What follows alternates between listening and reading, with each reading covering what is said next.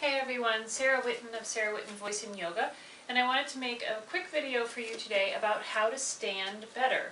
You've seen the one about how to sit, so let's talk about how to stand. We're going to start with the feet. So when you look down at your feet, if you have a straight edge like a yoga mat, you want to have the outer edges of your feet lined up parallel with it. So when you stand that way, you're going to feel like your toes are really turned in. And once you're there, you want to have your feet hip-width distance apart, which means the points of your hip bones, not your outer hips. So look down, be sure that your feet are right underneath there, and they're turned out, and then back your weight up so that the weight's in your heels, so you can pick your toes up off the floor. When you can pick your toes up, you know that your weight is far enough back. So another way to look at it is if you turn to the side, I'm going to use a little strap here.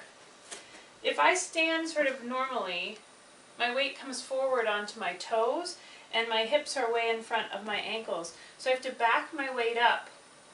And if I were to drop a line down here, it's not very straight, but you can kind of see that it's more towards my ankle than when I come this way, it's more towards the front of my foot.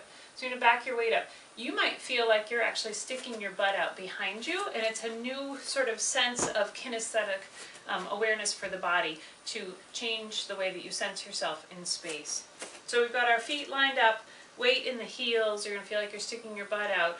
And then you have to deal with the fact that your shoulders, you might be thrusting your rib cage forward when you're doing this.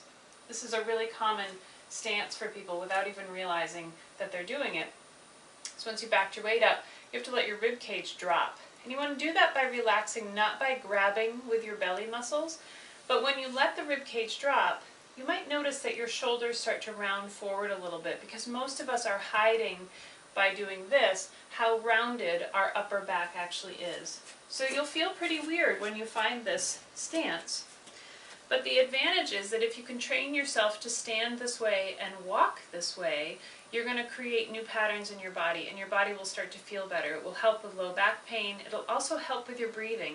It's very hard to breathe effectively when you've got the rib cage coming forward. You're locking right at the base of your rib cage, so that part of your rib cage doesn't move as well. The other piece that's important is to not stand with your belly sucked in.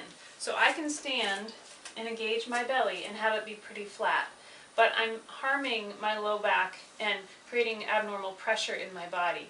So it pays to let it release and just stand there like that. So once you've mastered that stance, you can add a few other things in.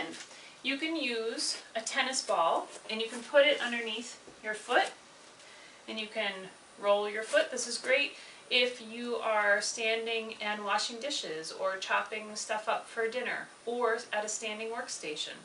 So you can do that on both feet. You can also get a half foam roller and you can calf stretch while you're here. So you want to put your foot up on, let your heel drop, get your weight back in the heel of the standing foot and stretch your calf out, which will help the backs of the legs. It'll help you stay aligned. So give it a try and try standing better and see how you feel.